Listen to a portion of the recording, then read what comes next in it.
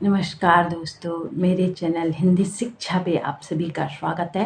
पहले मेरे चैनल का नाम ज्ञानधारा था, तो शुरू की वीडियो में अगर मैंने ज्ञानधारा बोला होगा तो आप कंफ्यूज ना हो, वो भी मेरा ही चैनल है। तो मैं अपने चैनल पे सबसे पहले मैंने हिंदी से शुरू किया था।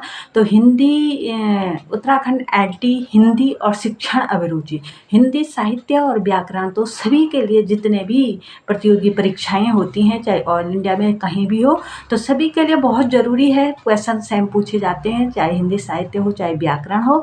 लेकिन और टीचिंग एप्टीट्यूड, जो टीचिंग से संबंधित तैयारी करते हैं, चाहे टीजीटी हो, पीजीटी हो, एलटी हो, प्रवक्ता हो, चाहे नेट की हो, चाहे किसी भी टीचिंग से संबंधित आपकी तैयारी करते हैं, चाहे टेट की हो, तो सभी के लिए वेरी वेरी इम्पॉर्टेंट है।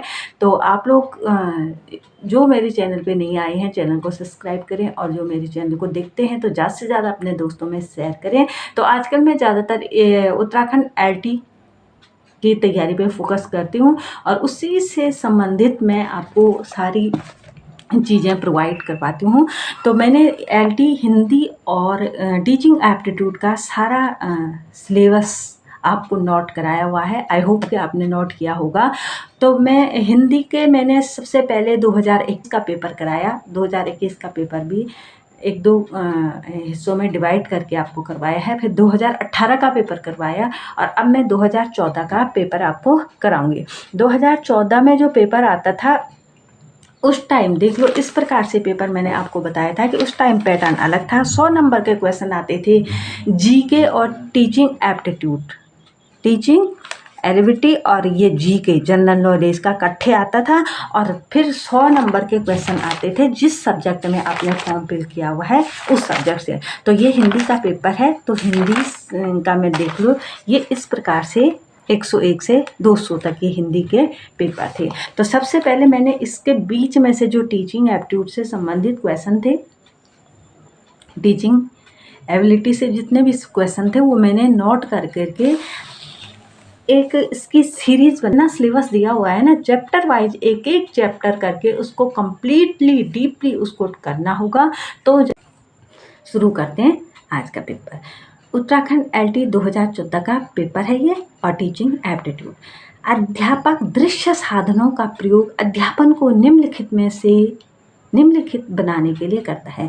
तो अध्यापक दृश्य साधनों, जिसको हम देखते हैं, यानी ये शिक्षण सामग्री, जैसे हम वो करते हैं क्या, दृश्य साधन, श्रव्य साधन, चार्ट, मॉडल, और जो चित्र बनाते हैं, इन चीज़ों का प्रयोग क्यों करते हैं, किस लिए, तो इसी में दृश्य साधन भी आता है।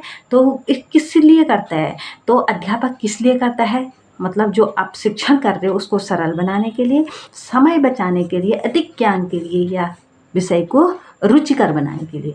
तो पहले आप अपना कर लो और फिर मेरे साथ मिला लेना।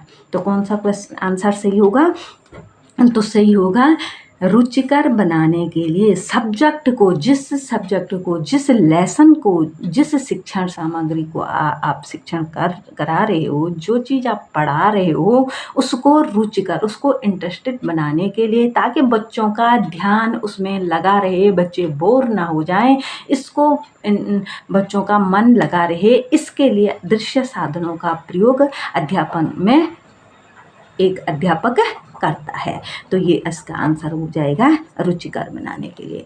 अगला क्वेश्चन है, अध्यापक की असफलता का सबसे बड़ा कारण है।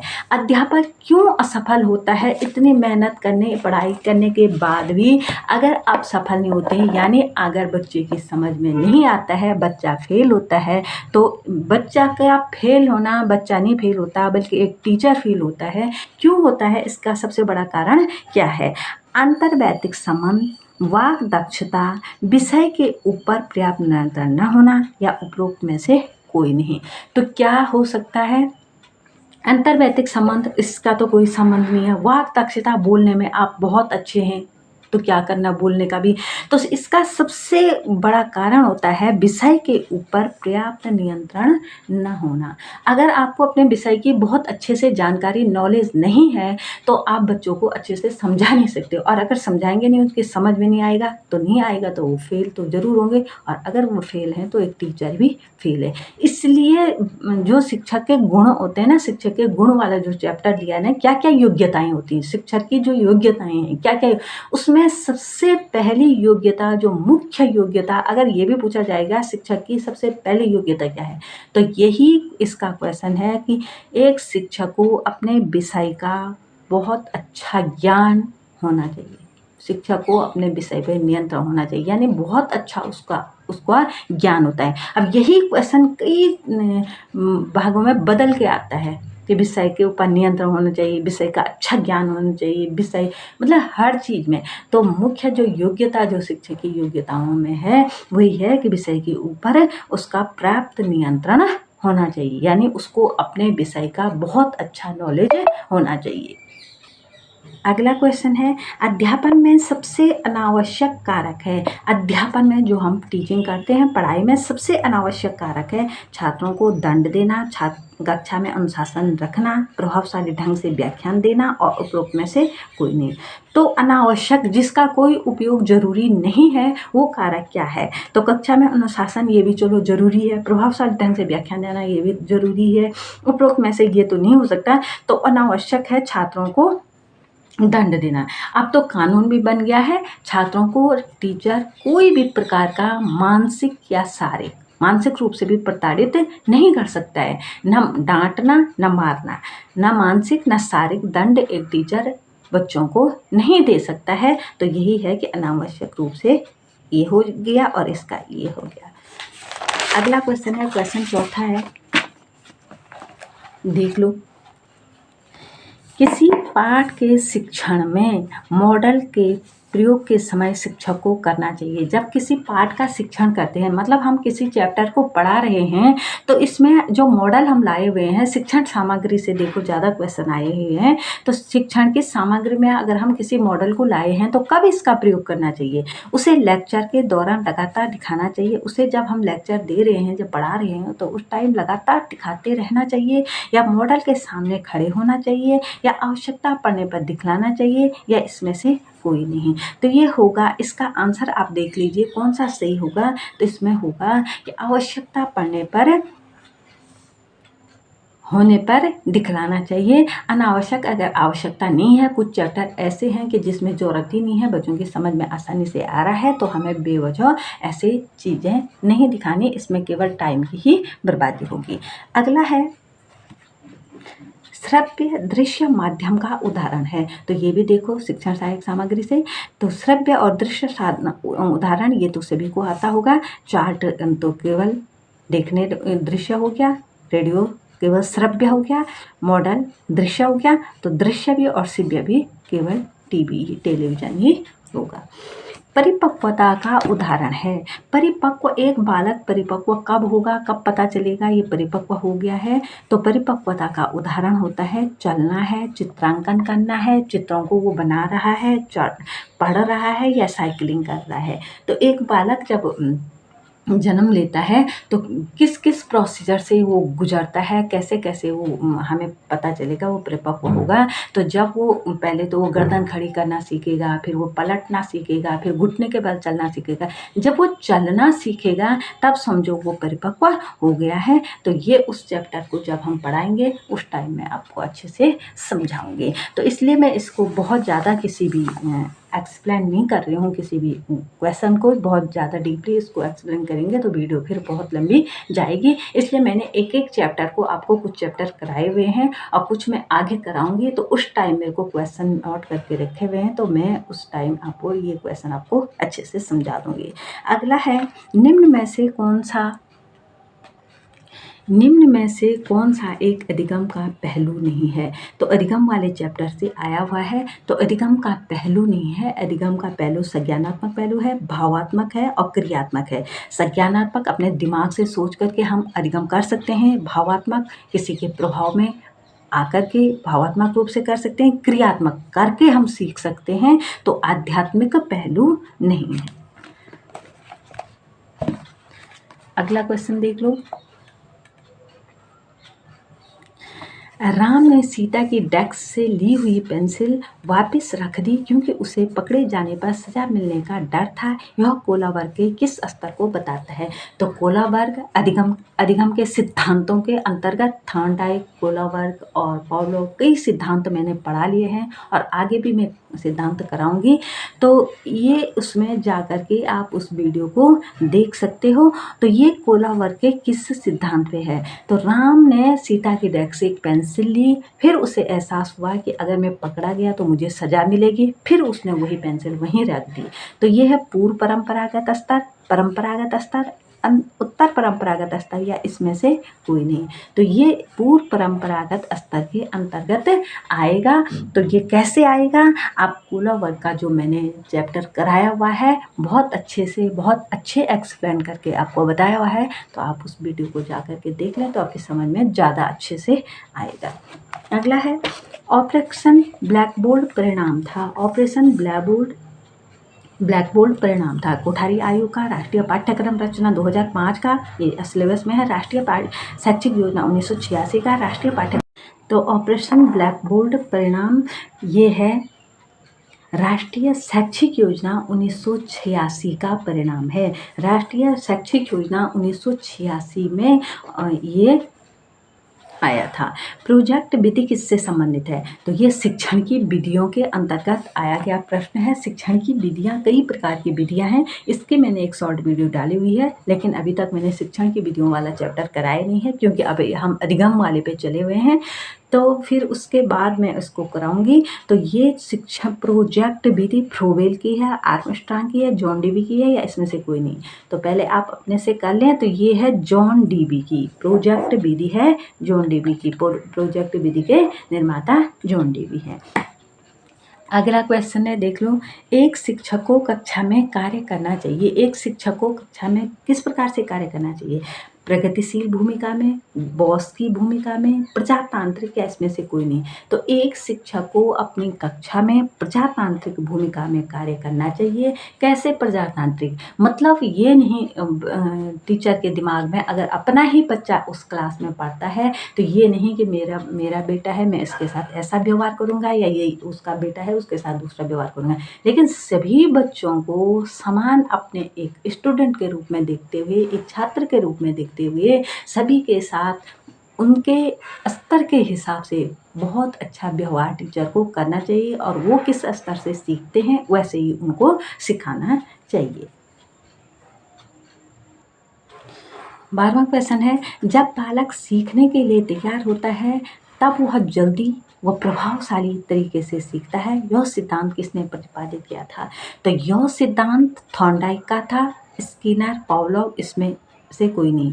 तो यह सिद्धांत थॉर्नडाइक का था। तो थॉर्नडाइक ने अपना जो सिद्धांत दिया था तो उसमें उन्होंने 3 नियम बताए थे, प्रभाव का नियम, तत्परता का नियम और अभ्यास का नियम। तो यह प्रभाव के नियम से जब कोई किसी के प्रभाव में आकर सीखना चाहता है, या जब हम सीखने के लिए बहुत ज़्यादा तत्पर होते हैं, या बार बार अभ्यास करने से इंसान बहुत अच्छे से सीखता है, अस्थायी रूप से सीखता है और बहुत जल्दी सीखता है। यह सिद्धांत दिया था थॉर्नडाइक ने। तो थॉर्नडाइक का सिद्धांत मैंने अपने वीडियो में कराया हुआ है, तो आप उसमें देख लें। शिक्षा का उद्देश्य है। शिक्षा का क्या उद्देश्य है? एक अच्छा नागरिक का निर्माण करना, ऐसे व्यक्तियों का निर्माण करना जो समाज के लिए उपयोगी हों, या व्यवहारिकता का निर्माण करना। तो शिक्षा का उद्देश्य ये सभी है। अच्छा नागरिक का निर्माण करना भी है, ऐसे व्यक्तियों का निर्माण करना जो समाज के लिए उपयोगी हों, या व्यवहारिकता का निर्माण करना, ये सभी एक शिक्षा का उद्देश्य है। एक प्रभावी शिक्षक वह है जो कर सकता है। प्रभावी शिक्षक कौन होता है? जो कक्षा पर नियंत्रण कर सकता है, या कम समय में अधिक सूचनाएं दे सकता है, या विद्यार्थियों को सीखने के लिए अभिप्रेरित कर सकता है। तो अच्छा शिक्षक वही है जो बच्चों को सीखने के लिए अभिप्रेरित करे, मोटिवेट करे, कि ताकि बच्चों का ध्यान पढ़ाई में लगा रहे और उनकी समझ में आए। तो उनको बीच बीच में कहते हैं ना, टीचर को मोटिवेट करना चाहिए, अभिप्रेरित करना चाहिए, चाहे किसी भी तरीके से हो, तो बच्चों का ध्यान, इंटरेस्ट पढ़ाई में बना रहे, ऐसा प्रयास टीचर को करते रहना चाहिए। अगला क्वेश्चन है, कक्षा में एक सैद्धांतिक विषय पढ़ाने के लिए शिक्षक को निम्न क्रम में पढ़ाना चाहिए। किस क्रम में पढ़ाना चाहिए? तो ये सारे शिक्षण सूत्र हैं। ये क्वेश्चन अनेक रूपों में पूछा जाता था। पहले पूछा गया था कि ये अज्ञात से ज्ञान की ओर शिक्षण सूत्र है, शिक्षण की विधि है, क्या है, शिक्षण की युक्तियाँ हैं, तो ये इस रूप में यहाँ पे आया। तो ये शिक्षण के सूत्र हर किसी न किसी रूप में एक क्वेश्चन जरूर इसमें से बनता है। तो देख लें, कक्षा में एक सैद्धांतिक विषय पढ़ाने के लिए अज्ञात से ज्ञात की ओर, ठोस से सारांश की ओर या तर्क से निरीक्षण की ओर। तो सैद्धांतिक विषय पढ़ाने के लिए तर्क से निरीक्षण की ओर ही पढ़ाना चाहिए। अगला है, छात्रों की उदासीनता को कम करने के लिए अध्यापक कर सकता है। तो क्या कर सकता है? इसके कारणों का पता लगाए और छात्रों को मोटिवेट करे। मतलब बच्चे क्यों क्लास में बोर हो रहे हैं, क्यों उनका मन नहीं लग रहा है। जब टीचर पढ़ा रहा है और वो इधर उधर गप्पों में लगे रहे हैं, कोई बातें कर रहे हैं, कोई सो रहे हैं, कोई इधर खेलने में बिजी हैं, कोई कुछ बना रहे हैं, तो क्यों बच्चे ऐसे कर रहे हैं, क्यों उनका मन नहीं लग रहा है, इसके कारणों का पता करें और उस कारणों को पूरा करने की कोशिश, मतलब क्यों वजह को समझें और फिर छात्रों को पढ़ाई के लिए, अभी आया था ना, अभिप्रेरित करें, मोटिवेट करें ताकि उनका ध्यान लगा रहे। तो दोनों ही सही है। अगला है माइक्रो शिक्षण, जिसको हम सूक्ष्म शिक्षण भी बोलते हैं, माइक्रो टीचिंग भी जिसको बोलते हैं। ये आपने बीएड में किया होगा, प्रैक्टिकल भी किया होगा। तो फाइल बेस पे बनती हैं कई सारी बीएड में, तो आपने देखा होगा। माइक्रो शिक्षण छात्र छात्राओं के लिए किस अवधि में प्रभावशाली होता है? किस अवधि में होता है? शिक्षण अभ्यास के दौरान, शिक्षण अभ्यास के बाद, शिक्षण अभ्यास से पहले या उपरोक्त में से कोई नहीं। तो ये शिक्षण अभ्यास के दौरान ही बहुत अच्छा रहता है माइक्रो शिक्षण, माइक्रो टीचिंग, जिसको सूक्ष्म शिक्षण बोलते हैं। तो इस पे तो जिसने बीएड किया होगा उनको अच्छे से पता होता है कि सूक्ष्म शिक्षण क्या है। फिर भी मैं इसका अलग से, आपको चैप्टर है ये, मैं इसको बताऊंगी आपको। नेक्स्ट क्वेश्चन देख लें, मूल्य आधारित शिक्षा छात्रों को क्या बनाती है? तो मूल्य आधारित शिक्षा छात्रों को डॉक्टर बनाती है, अभियंता बनाती है, अच्छा नागरिक बनाती है, इसमें से कोई नहीं। तो मूल्य आधारित शिक्षा छात्रों को एक अच्छा नागरिक बनाती है। डॉक्टर, अभियंता, इंजीनियर, जो कुछ भी है बन जाएंगे, उसके लिए तो आपको उससे संबंधित पढ़ाई करनी पड़ेगी। लेकिन एक अच्छा नागरिक अगर नहीं बने तो डॉक्टर बन के भी क्या करेंगे? और देखा होंगे कई लोग तो केवल पैसे के लिए काम कर रहे हैं, चाहे डॉक्टर हों, चाहे वकील हों, चाहे टीचर हों, तो फिर वो समाज को क्या दे पाएंगे? कुछ भी नहीं। तो इसलिए एक अच्छा नागरिक बनना जरूरी है और मूल्य आधारित शिक्षा इंसान को एक अच्छा नागरिक ही बनाती है। इस सजीव कक्षा स्थिति में निम्न में से सबसे अधिक संभावित है। इस सजीव कक्षा में सबसे अधिक संभावित क्या है? क्या होता होगा एक सजीव कक्षा में? तो क्या होता है आपको पता है? कभी कभार हंसी मजाक का दौर होता है। सजीव कक्षा किसको बोलते हैं? पूर्ण रूप से शांति रहती है, शिक्षक छात्र वार्ता होती है, या विद्यार्थियों के बीच खुली बहस होती है? अब आपको लग रहा होगा कि विद्यार्थियों के बीच खुली बहस होती है, नहीं। इसका आंसर है शिक्षक छात्र वार्ता। वार्ता का मतलब ये नहीं कि शिक्षक और छात्रों के बीच में गप्पे मारी जा रही हैं, गप्पे नहीं। शिक्षक छात्र वार्ता का मतलब होता है कि जब टीचर जैसे कोई चैप्टर पढ़ा रहा है, उससे संबंधित क्वेश्चन बच्चों से पूछ रहे हैं, उससे संबंधित कहानियाँ सुना करके उससे संबंधित क्वेश्चन पूछ रहे हैं, बच्चे उसका आंसर दे रहे हैं। अगर कोई बच्चा हाथ खड़ा कर रहा है, कोई आंसर दे रहा है, तो इसका मतलब बच्चों का ध्यान पढ़ाई में है। और जब बच्चों की समझ में नहीं आ रहा है या कोई क्वेश्चन उनके दिमाग में उठ रहा है और वो टीचर से पूछ रहे हैं और टीचर इसका आंसर दे रहा है, मतलब आपस में वार्तालाप चल रहा है। किस पे? जो टॉपिक पढ़ा रहे हैं उस पे वार्तालाप चल रहा है, तो इसको बोलते हैं सजीव कक्षा। सजीव कक्षा का मतलब ये नहीं है कि मजाक मस्ती चल रही है या गप्पे सप्पे चल रही हैं, वो नहीं होता है। तो यही होता है जो टॉपिक पढ़ा रहे हैं उसके संबंध में वार्तालाप चल रहा है, तो उसको बोलते हैं सजीव कक्षा। आई होप कि आपकी समझ में आ गया होगा। आपके अनुसार शिक्षण है, शिक्षण कई बार ये क्वेश्चन पूछा गया है, शिक्षण एक कला है या शिक्षण एक कौशल है? शिक्षण कला भी है और कौशल भी है। एक कला भी है किस ढंग से आप पढ़ा सकते हैं, और एक कौशल भी है कि कैसे बच्चों की समझ में आ सकता है। तो हमें केवल शिक्षण ये नहीं है कि अपनी ड्यूटी पूरी की और चले गए। आप जिस पर्पज़ के लिए टीचर बने हैं, बच्चों को उस मतलब आप क्या करना चाहते हैं वो उसमें सक्षम हो, बच्चा उसमें पास हो, तो वही एक मुख्य दायित्व एक टीचर का होता है। इसलिए शिक्षण एक कला भी है और एक कौशल भी है।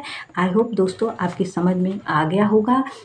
कुछ बातें अगर रह गई हों तो कमेंट करके पूछ सकते हैं। और दोस्तों मेरी ये पर्सनल रिक्वेस्ट है आपसे कि ज़्यादा से ज़्यादा अपने दोस्तों को अपने साथ जोड़ें, ज़्यादा से ज़्यादा बच्चों में शेयर करें वीडियो। और उससे आगे के क्वेश्चन, इसमें 2014 में कई क्वेश्चन थे, अब तो केवल 30 क्वेश्चन आते हैं टीचिंग एप्टीट्यूड से। लेकिन उस टाइम तो मैंने बोला ना जीके और ये इंक्लूड होता था, साथ में होता था, तो इसमें कई क्वेश्चन हैं। तो आज मैं 20 कराऊंगी, इससे आगे के क्वेश्चन आपको कल कराई जाए, नेक्स्ट वीडियो में कराए जाएंगे। और उसके बाद हिंदी वालों के लिए, हिंदी के तो 100 क्वेश्चन अलग से थे, वो मैं आपको कराऊंगी एक एक करके। तो फिर आप मेरे वीडियो के साथ बने रहें, देखते रहें और अपने ज़्यादा से ज़्यादा दोस्तों में शेयर करें, यही मेरी आपसे रिक्वेस्ट है। तो मिलते हैं नेक्स्ट वीडियो नेक्स्ट डे।